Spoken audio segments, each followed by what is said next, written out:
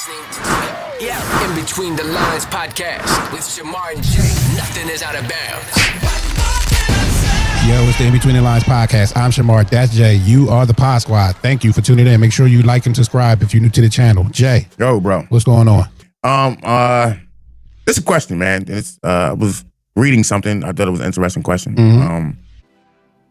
And it's about the black athlete. When they become successful, popular, household name, do you start to think when they get up there, it's from a status standpoint, they start to look to wed Caucasian women? It's a question. I don't think in today's time they do. Intentionally. No, I mean like happening now. I think back in the 90s, it was more prevalent with athletes marrying more white. I think it's slowed down a lot, but I don't think they're looking away from black. I think they're just, it's around them more. It's their culture type thing. What you mean? The culture that they're in. Like, you might be hip hop culture, but you live somewhere else or you grow up somehow else. You know what I mean? Like going to college, you have more access to white women. Okay. So you experience in the hood, you haven't experienced them. Right. So when you go to college, now you're in a different atmosphere. You're in a different culture. So now you get to experience that. So then then you start to compare. I hate to say it, you about to say something crazy. No, you start to compare. You start to compare black woman, which she hasn't done, because you know everything they do and don't do. Go ahead and say it. And then you compare it to a white woman and you know what they do and they don't. So that's why I think, and when you're in college, I think, like I said, you just gravitate, and it's more than most, like, especially if you're good, because you're going to Oklahoma, you're not going to a HBCU, you're going to a Alabama and everything. You just get to experience that, and then you develop a preference because you've been treated differently by both cultures. And more than likely, the Caucasian culture is a little less aggressive. And you like that, and you might be able to get away with a little more with the Caucasian. Well, it sounds like you just said they're better. That's what it sounds like. That's why I said, whoa, be careful. They might be better. Tread lightly. I don't really care. But you got to go home tonight. You better. But I don't really care about what people think about what I'm about to say. But if somebody treats you better, so just somebody treats you better. It's just plain and simple. Like, now, do Dr. Umar think you have a due diligence to stay inside your culture? Yes. What I would agree. I agree with most of what Dr. Umar says. I do agree that black culture needs to stick together a little more and everything, but we both got to work on things. But when it comes to wedlock, you feel like we should want to you should want to stick to our culture? Should. Or like what we like. You don't have to. You should, but you don't have to. You don't have to. And I think it's because familiarity and everything. So if you find maybe a white girl a Caucasian girl who maybe grew up around more black people, she might treat you different than a Caucasian that grew up in a ritzy neighborhood. You know what I mean? Like, it's one thing. Is that because they're less aggressive, like you just pointed out? It could be, which is more than likely they didn't grow up seeing a wife or a mom. You know what I mean? That's how to treat your husband, how a husband's supposed to be treated. So whoa, what? Say that again?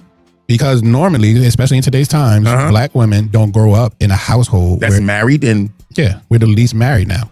Bro, our culture is the least married. We went from being the most married. But we know what it looked like, Mar. No, you don't. If you don't grow up from TV to movies to other family members, we know what it looked like. What TV show? They don't play the Cosby Show no more. What TV show in the past 20 years shows black love? Name me 5. Bro, that's a hard. I would have to think about it. I just think that statement. I can name you one. Blackish. Listen. I don't know if you really want to tread on that right there. That's the truth, though. Bottom line is we know what it looks like. I don't think you. No, you don't know what it looks like. Basic is what you basically saying is black women are just single mothers. They don't know. They are the most single mothers. We ain't saying the most. We just saying what it looks like. By popular, you know what I mean? Not by the numbers, because I'm pretty sure it's more white. I'm just saying by the ratio of how many single black women. That's fair, but I don't. That's a fair statement, but I don't think you can disregard that we don't know what it looks like. That's a reach, my guy. No, that's a reach. That's not a reach. That's a proven fact. You just what did your child grow up? He grows up looking at parents. Your child learns everything from you, from your manners to your lingo to everything. I get all that, but your kid is still going to be exposed to a married couple or a relationship. Yeah, he is. And come on, you got family members. Like, come on. No, just like I don't agree with that. Yeah, bro. just like if you grew up in an abusive household, you're more likely to be an abuser. Okay, that's not gonna make you that though, because that may be one. It's not gonna make you, but you're more likely. These are facts. Okay, I mean, and if you want to run one, but that may be on the flip side of that, the number one reason why you would be against abuse, because you've seen it and lived it. For example, me, I watched my granddad get busy with the booze. Guess what? I only drink beer. I don't mess with the booze, bro. I see what it does. Yeah, but you're talking like I'm talking in absolutes. Like there's always going to be different ratios. That's what I'm saying, bro. But for the most part, that's how it is. I can't agree with that, man. Yes, you look at every abuser, they most likely came from an abused household. They most likely. You have instances, but I'm not going to put that on. So if you don't grow up inside of if you don't know how to grow up to be a wife, and see what a wife does, how can you be a wife? If you don't grow up seeing how a husband treats his wife, how can you be a good husband? You know what I mean? It ain't saying that you can't. They can be treating each other fucked up. It ain't saying that you can't, but it's saying that more than likely when you're brought up like that, you gravitate to that. Women are gravitated because when the black household is telling women to be independent, go get your job, go. That was always the thing in the past decade or so. Oh, well, past 25, 30 years. I just think that's the current times. That's the conversation we had before. You adjust to the current times. And honestly, if it comes down to individual too, like you said, they could have grew up with mom and dad being married. End of the day, they both could have still been abusive towards each other, and you grew up in that. That doesn't mean you're going to carry that over into your relationship, or that's going to discourage you from even having a relationship. The reality is this: for that individual, you're going to know what you want. It's just a matter. Even if a woman never been a wife or a man never been a husband, you just got to grow into the job. You definitely got to grow into the job. You got to have a base. You got to have a base to understand things. You got to have a base. Mark, I can't. Just because I'm tall don't mean I can play basketball. You know what I mean? Like, it's just that nature. But when you talk about a base, your base is going to be what you observe, right? What you observe, yes. Hold on. That may not be in the household. It could be your next door neighbors. You're not in a household with them, bro. But the reality is that you see what it looks like. You hear the conversation. It can be family members.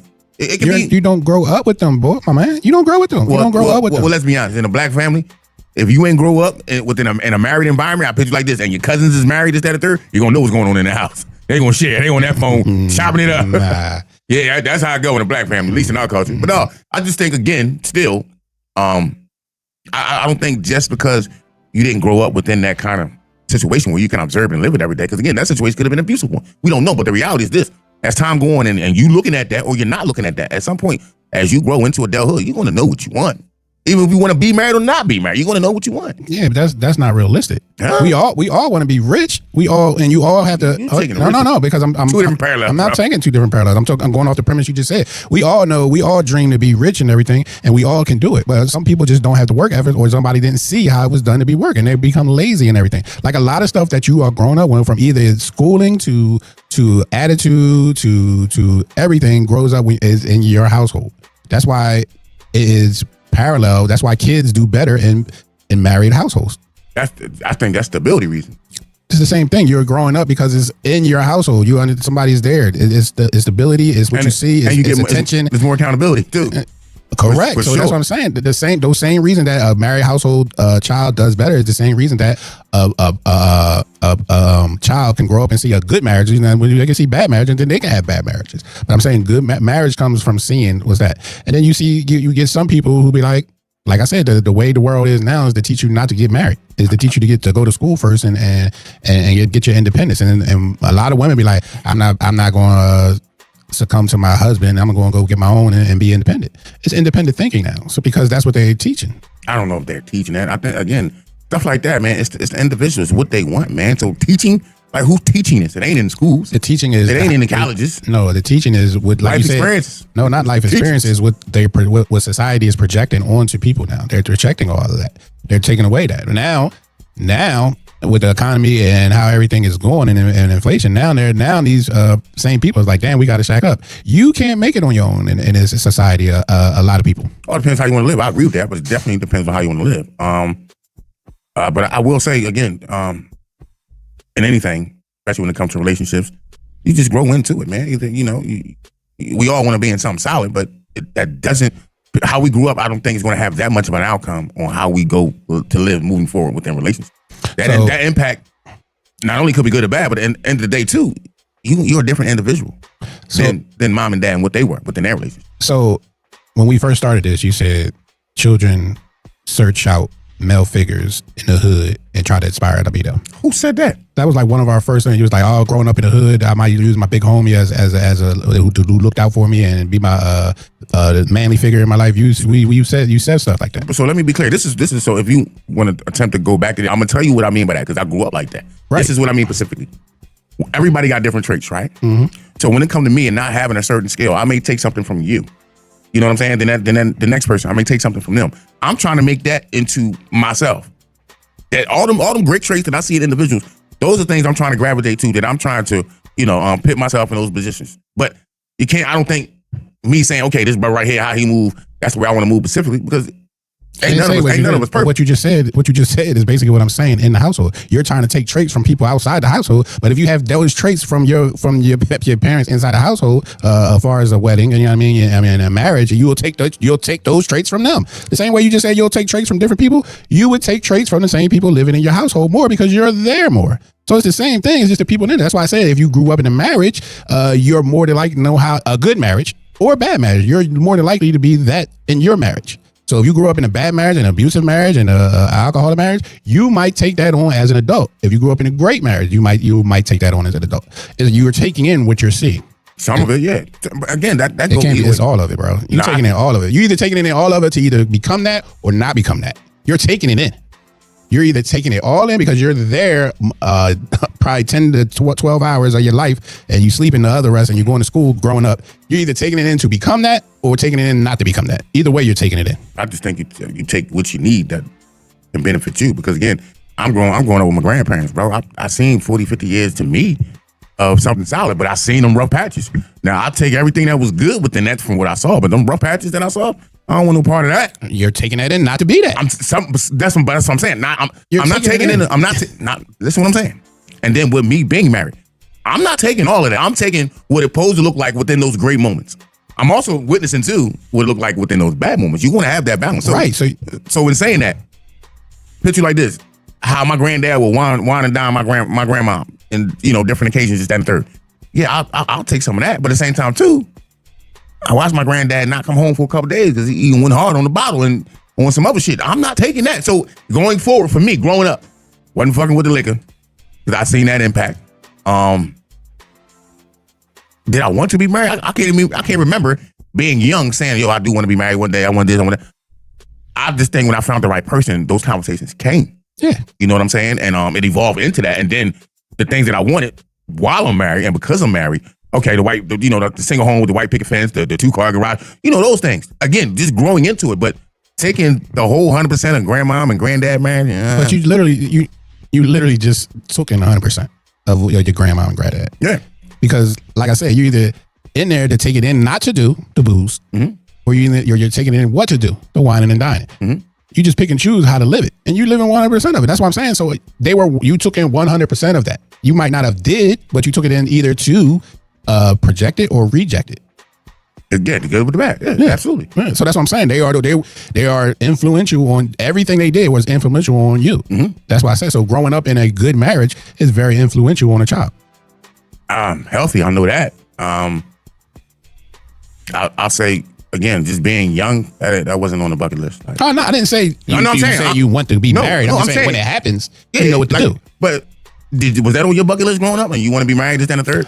I didn't never said I wanted to be married, but because I grew up with my parents, I think I knew how to navigate marriage better than not. Now, even though I still end up in a divorce, I don't think it was what I did. What my ex-wife claimed I did in divorce. I don't think my parents did. I think that's something I did on my own. You know what I mean?